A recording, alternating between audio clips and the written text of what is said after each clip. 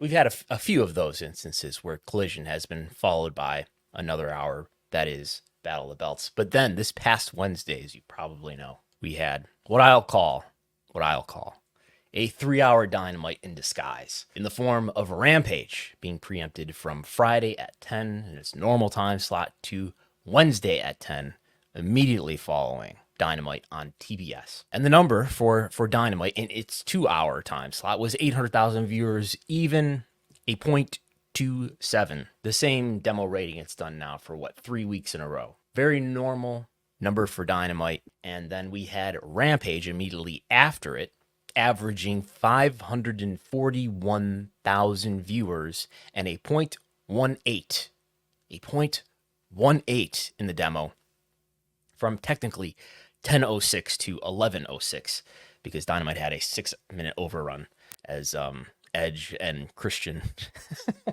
fought each other. Adam Copeland and Christian fought each other in hockey jerseys and so forth. This was the highest Rampage rating of any kind. This is preempted, right? Usually when you're preempted, you have a lower rating because you're outside your normal time slot. This was preempted, and it did, compared to the prior week, 65% more viewers. It did 55% more viewers than the trailing 4 weeks. This is a much higher Rampage audience than usual. And if we look back towards the broad timeline of history, AEW Rampage, which is normally airing on TNT, the highest Rampage since January 6th, 2023. So more than a year in total viewership. In the demo, the highest since April 2022. If I were pushing a 3-hour Dynamite agenda, not for my own viewing pleasure, but for the sake of being right, which is the most important thing when you're analyzing wrestling business. What's the most important thing in terms of media rights fees? Probably the ranking. But after that, another way to look at how valuable a hunk of content is, like the various hunks of content that AEW provides, is to look at it, yes, in terms of television viewership, but you want to factor into that the runtime. How long is this program? So as we know, AEW has 3 shows. 2 of them are 2 hours. 1 of them is 1 hour. And if we just add in all of the viewership multiplied by the minutes, we get something that we'll call annual watch hours. So how many hours will people spend watching AEW content live same day over an entire year? That's the question here. And my question that I want to address is, if Rampage just went away, disappeared, and was transplanted into a 3rd hour of Dynamite, how much would that increase the watch time for AEW on an annual basis? And here's the math on the screen for watching a video. I will have mercy on you and not talk through it. But the answer is it increases the watch time by about 6%, both in terms of total and demo viewership. About 6%. I think there's some meaningful value to add if you're going to make a TV deal that perhaps includes a 3rd hour of Dynamite rather than a 2-hour Dynamite. I think there's some significant value there. Will the 3rd hour of Dynamite do the same viewership that the first 2 hours of Dynamite does? No, certainly not. And we have some evidence to support that here. While this Rampage did much, much better than a usual Rampage does, this 3rd hour of Dynamite did significantly lower viewership than the first 2 hours of Dynamite ever do.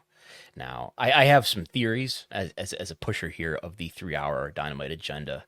I have a theory about maybe this viewership is deceivingly low. Why? Because I wonder, as we look back on our program guides, we know that this 3rd hour from 10:06 to 11:06 was programmed as AEW Rampage. In terms of people programming their DVRs, there's probably a lot more people programming to record AEW Dynamite than AEW Rampage, because Dynamite is a more interesting show, more newsworthy, significant, important show than Rampage is. When was the last time something really important happened on Rampage? So I wonder in an alternate universe, if this was a genuine, honest to God, and it was on your program guide as one entire long strip that was just AEW Dynamite from 8 to 11, if the viewership would be even higher because you would have more automated DVR viewership happening here, which maybe leads to actual live same-day viewing, more so than it did in this case where it was actually broken up, as we know, into a 2-hour block and a 1-hour block. I think this was an experiment, but I would be curious to see what another experiment would look like if this was programmed into the guides as one 3-hour piece, if the viewership might be even higher. Because there is a significant drop off here. I guess that's what's really influencing and supporting this theory to me, is that there's this really strong drop off. 776,000 viewers are watching that last quarter hour of Dynamite, and then it drops down to 558,000, which is by percentage from 10 o'clock to 10:15 to 10:15 to 10:30, 28% drop, 35% drop. That's way stronger than the drop we see for the third hour of Raw. And if we look at the most recent quarter hours that we have from March 18th, we put that on the screen here from Wrestlenomics.com, we can see what was it this week. The 10 o'clock first quarter actually grew the audience by 9%, much better than usual, but the 90-day trend is 1% up. So I have to think there's some sort of like automated behavior here that's influencing this dramatic drop off.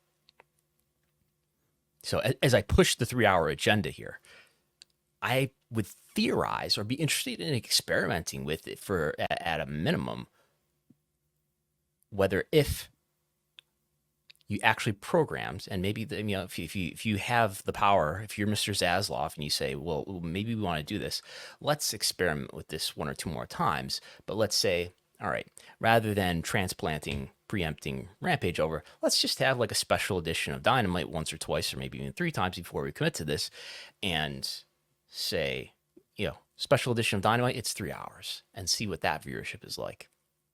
Because that is a conspicuously negative drop off. I have trouble believing is related just to the content. So moral of the story, that you might have an even stronger outcome in a 3-hour Dynamite world than it seems based on this data, which is already, I would say, encouraging. Do you want to watch a 3-hour Dynamite? Do TV schedulers care if you want to watch a 3-hour Dynamite? Of course, there is a stigma around a 3-hour Dynamite because Raw has been 3 hours now for more than 10 years, almost 12 years, I believe it. Raw has been 3 hours, which is a popular talking point and complaint. And you might say, if you're producing what's supposed to be a strong alternative to WWE, shouldn't you be offering or not offering the things that people complain about the most about WWE, including, I would say, one of the things that people complain about most when it comes to WWE is the length of Raw. Maybe you shouldn't be producing a 3-hour show that runs from 8 to 11. That is a side of the argument worth listening to. But if your only goal is to produce content and make money, the more content, the better.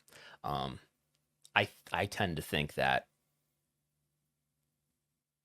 AEW's, that is Tony Khan's booking style, would probably fit well with a 3-hour show because he's such a maximalist booker and he signed so much talent that you might as well make that hour that's over there on Rampage be more prominent and more important and put it after Dynamite.